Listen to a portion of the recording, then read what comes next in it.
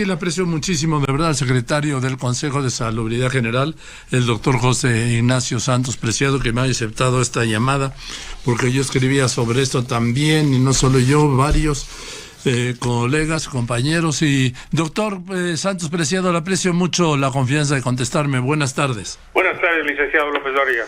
Gracias por lo de licenciado. Usted sí es doctor, yo no soy licenciado, pero se lo agradezco. Sí, de la náhuac, ¿no? Sí, pero pues tengo pendiente todavía una materia. Pero bueno, ya sabe. A ver, doctor, yo leí con mucho cuidado, marqué y volví a leer este documento, Guía Bioética de Asignación de Recursos de Medicina Crítica. Incluso cuando escribo de esto digo, jugando ser Dios, la vida en un volado. Y aquí señalo que el organismo, o sea, el Consejo de Salud General, tiene una guía de biótica de asignación de recursos de medicina crítica que ha ajustado como documento interno ante la epidemia del coronavirus. Entonces, este documento, pues obviamente no es un tema fácil. La guía biótica pues sería de la vida, ¿no? Doctor. Diga. Sí, dígame. No, nomás quiero precisar, sí. Este es un proyecto de guía que se ha trabajado en un comité de la Comisión de Ciencias del Consejo de Salubridad General. No es un documento que se ha puesto a consideración del Consejo, y por ende, si bien el Consejo está en sesión permanente desde el 19 de marzo, no se ha convocado a los integrantes del Consejo a dictaminar un proyecto de guía que sigue modificándose. De hecho, en los últimos 3 días lleva 7 modificaciones, y eso se trata, tener un documento vivo, un documento que se preste para reflexión, consideraciones. Es un documento que pretende socializar la problemática ante la inminente declaración de la fase 3 de la pandemia. Es importante que no solamente el gremio médico, sino que la sociedad entienda que en un momento dado puede presentarse una situación donde los recursos humanos o materiales no van a ser suficientes, y eso no tenemos que inventar. Lo estamos viviendo en otros países. Entonces era importante empezar a tener esta discusión en forma preventiva, proactiva, para que en su momento los médicos que van a tener esta responsabilidad tengan la oportunidad de conocer las guías, y no estamos inventando lo negro. Las guías de este tipo existen y han existido desde las guerras, por ejemplo, el sistema de triaje, y consideramos que es muy importante que la población sepa que al final del día, en una situación compleja, no va a haber preferencias arbitrarias, no va a haber favoritismo, no va a haber influyentismo para la asignación de recursos. Sí. Por un lado. Por otro lado, reconociendo que hay muchas personas que tienen condiciones que los ponen en mayor riesgo para una infección y complicación de COVID, pues que tomen la recomendación que se ha estado promoviendo: quédense en casa.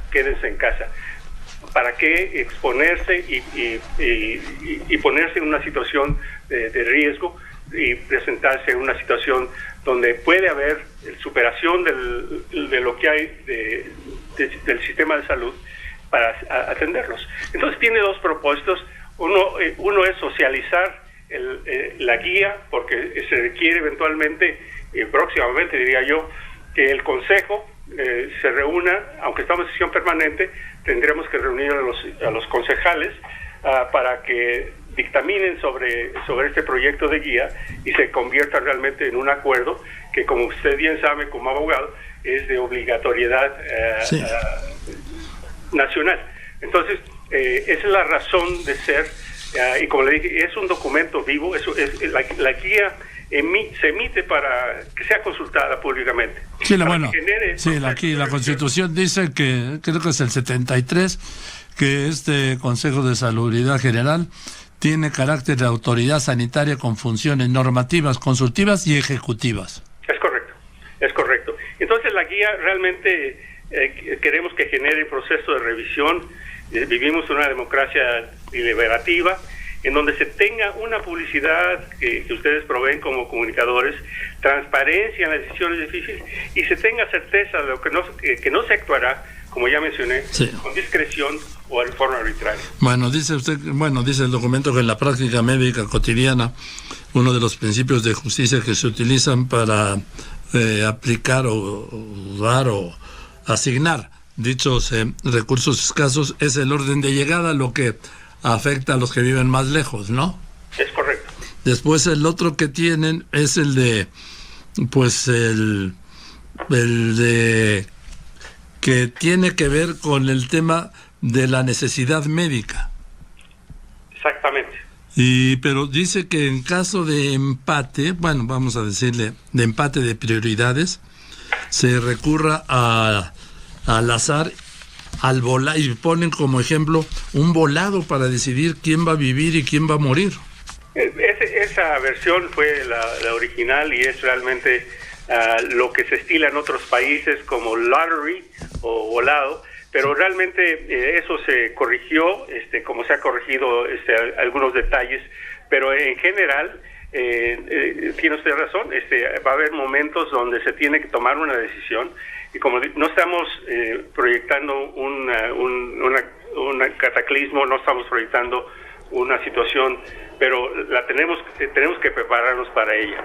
En una situación donde hay situaciones semejantes, digamos, dos personas que tengan la infección que está evolucionando de forma grave, pues se tiene que tomar en cuenta y incluimos una tabla ahí, ¿sí?, que tiene que ver con, ¿sí?, la asignación de recursos y que se fundamenta en ya con antigüedad en un asesoramiento secuencial de la falla orgánica.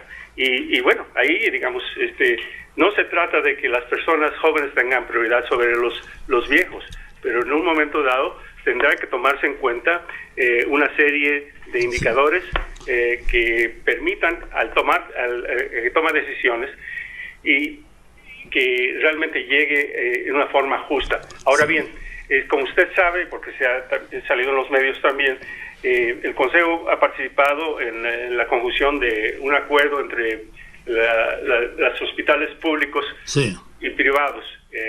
Y de hecho, el Consejo de Salubridad General, entre las múltiples atribuciones que tiene, es la certificación de hospitales. Y los hospitales privados, todos que están certificados por el Consejo, tienen un comité de ética, es parte del proceso de certificación.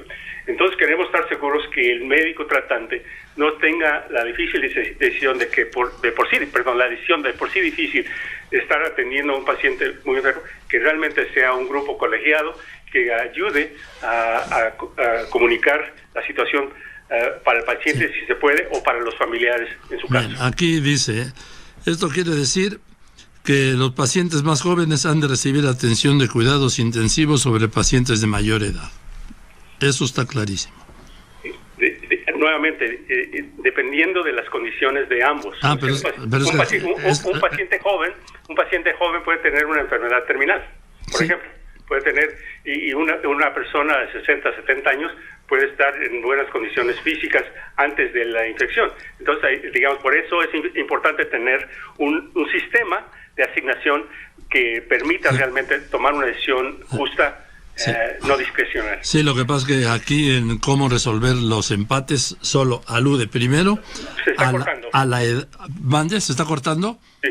Perdón, es que aquí en la fracción 2.4, cómo resolver empates de esta guía bioética, señala que en el empate se tiene que recurrir al principio de vida completa, es decir, pacientes más jóvenes han de recibir atención de cuidados intensivos sobre pacientes de mayor edad. No dice nada más.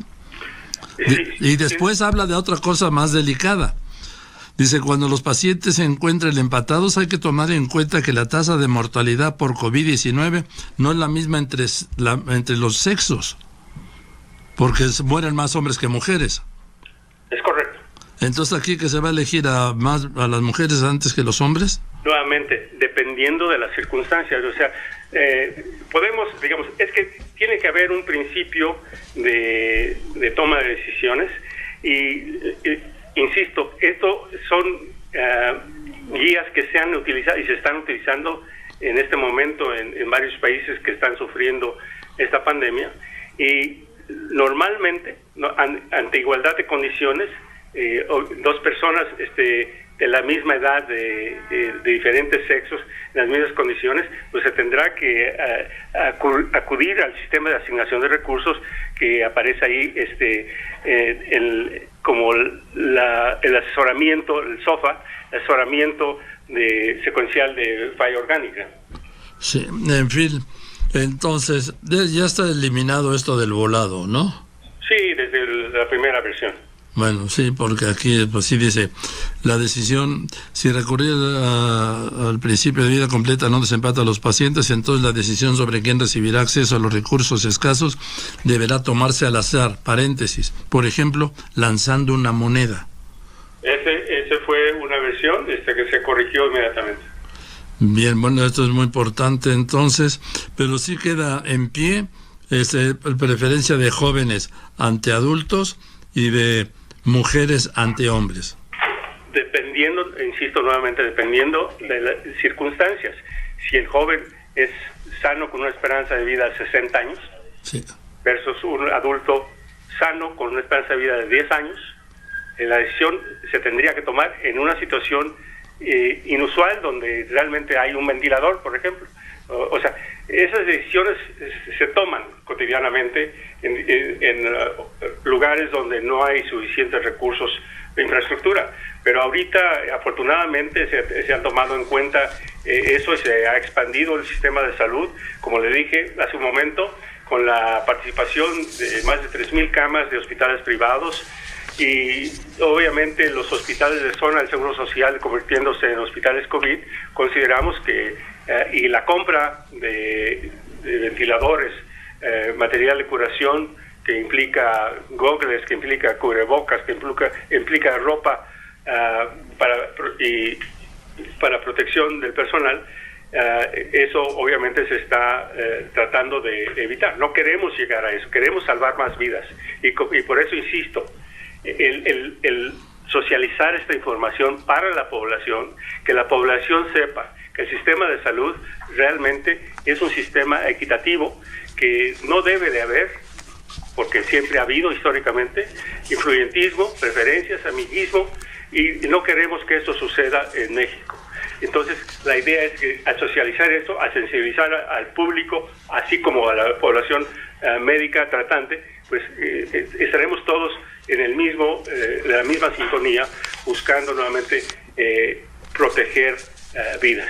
Bien, yo vamos, entiendo que este es un tema muy delicado, doctor Santos Preciado. Es muy delicado, pero es muy real, licenciado. Sí. Es muy real. Sí, digo que es muy delicado porque veo todo el apoyo que tiene de literatura, de casos, las personalidades que participaron en la elaboración de esta guía bioética.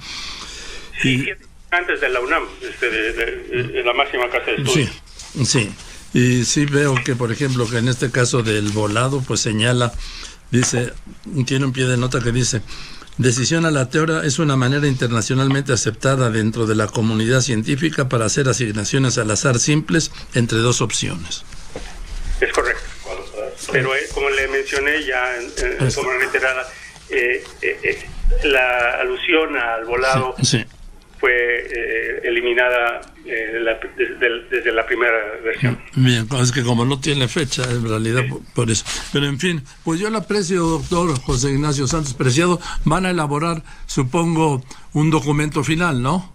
Estamos en eso, licenciado. Estamos, digamos, el día de hoy, simplemente en el día de hoy, se están sumando expertos en el tema.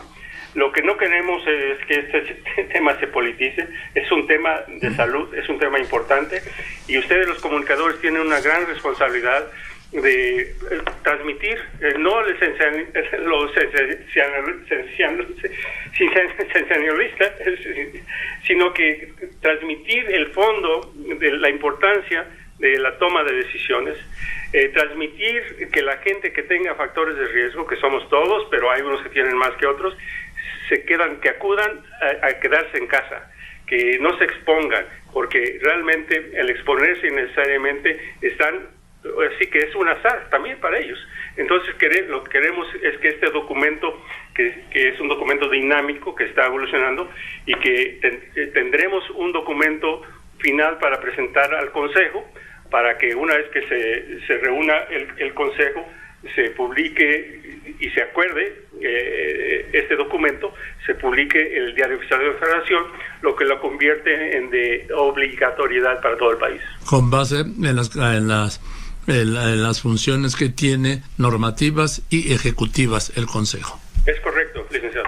Bien, pues le aprecio mucho, doctor, la explicación y estoy a sus órdenes. Gracias, buen día. Y igualmente el doctor José Ignacio Santos Preciado, secretario del Consejo de Salubridad General, con este tema de la guía bioética de asignación de recursos de medicina crítica, la vida en un volado. Me dice, ya quitaron lo del volado.